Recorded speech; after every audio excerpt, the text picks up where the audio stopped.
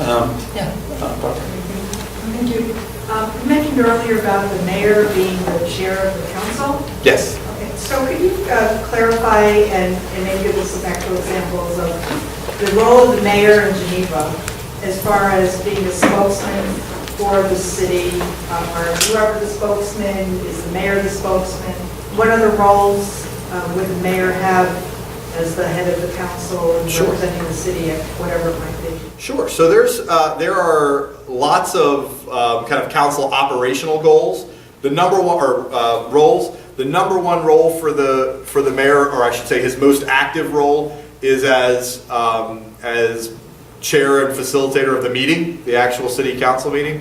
He's the person who keeps order, keeps the meeting moving along, and he retains the privilege as chair.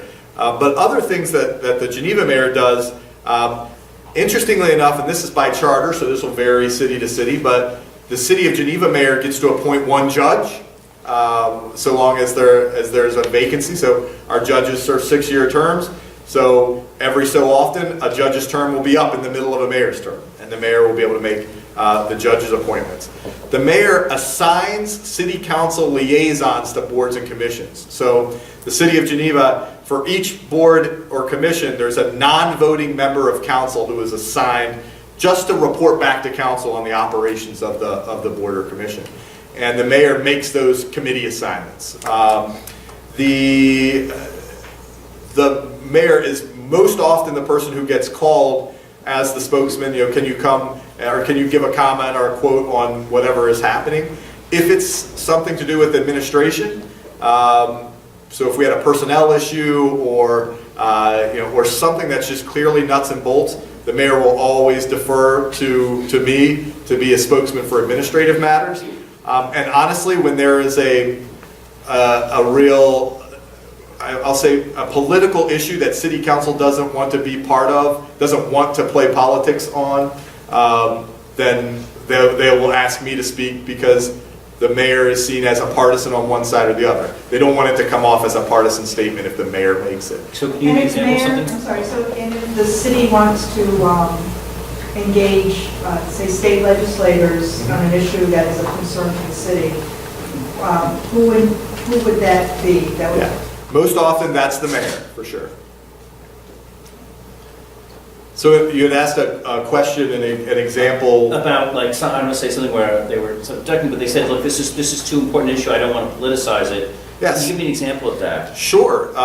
The city right now is involved in a major brownfield cleanup. The city was home to half a dozen or more foundries back in as late as the 1970s and 80s. And as those closed up, there were obviously there's contaminants that can be associated with these operations.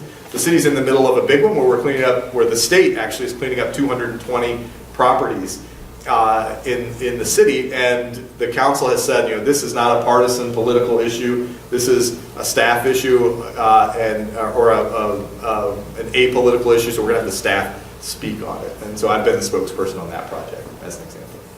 I want to sort of talk another thing about sort of taking the politics out of City Hall. Ensuring services are fair. So if I'm with the City Council and I say, hey Matt, my nephew needs a job, what do you say?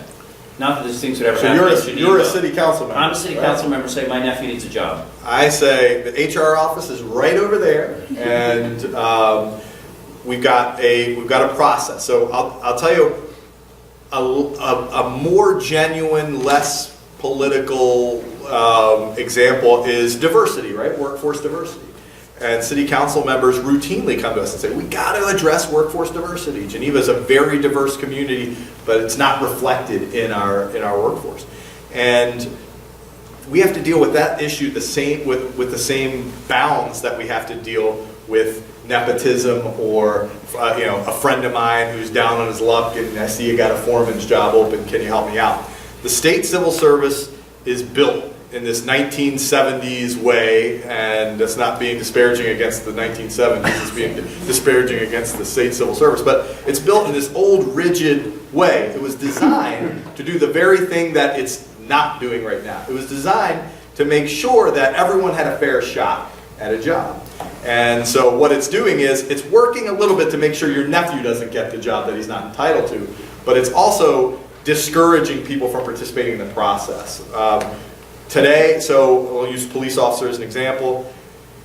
We make an announcement for a test today. The test is given in 3 months. The results are back 4 months after that. The hiring process and backgrounding takes 4 months after that. We pick the person, they go to the academy, that takes 4 months. They got to do 3 months, 2 months of FTO or field training, and they're sitting in a patrol car useful to the city of Geneva about 13 months after they filled out the application.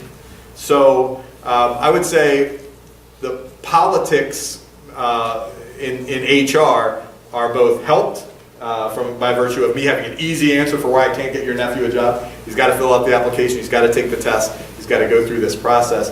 But also a little challenging on something that is political, but in a good way, and that is how do we get more people to apply? So politics are wholly locked out of the civil service process so far as I can tell. Another question you often hear is, well, this side of town gets their leaves picked up more. They get their stumps ground, they get their snow removal. Or a certain commissioner has sort of sway and sort of rewards his neighborhood or punishes another. How does having a city manager sort of ensure equal access to city services? Yeah, well, I think the best the best way that's impacted is in the annual budget process. So it's open, it's transparent, it's clean. You know in January what work is getting done next year on the capital side. And so councilors do, and they do a good job at coming in and advocating for their ward and saying, Lafayette Street has been bumped back year after year after year on the capital plan. It was supposed to be done in 2018. Why is it getting bumped back? And we got to have a good answer for that. And it's got to be, strategic, and it's got to be smart, and it's got to fit in with council's value system. Or else, guess what? We're doing Lafayette next year, and we're bumping something else back. So we have to be able to clearly explain why we make the decisions we make. So someone asked me, I wish I was the guy who had mentioned this in the call because it's a really cool program. We use a lot of data, as much data as we can in making decisions. And so a good friend of mine in Batavia uses something called the Pavement Condition Index. And he's got a truck, or he has a company that has a truck that comes through and photographs, for lack of a better word, every inch of pavement in the city of Canandaigua. And it gives it a rating. This is an A, this is an F. And the Fs get done before the As and so forth, or there's a formula for how that gets done. In Geneva, we're a little less precise about it, but what we have is a rubric that says, we are going to do full street reconstructions when these three criteria are met. We've got an impending failure or a presumed impending failure in the underground utilities. The above ground surface work has not been treated in the last 10 years, and there's one more that I can't think of off the top of my head, but if that doesn't happen, if those three boxes don't get checked, then it doesn't even show up on the 5-year plan. And so a lot of people come to me and say, why didn't my street get paved this year? And I can point right to that rubric and say, well, can you check all these boxes really? Because if you can't, then we can't help you.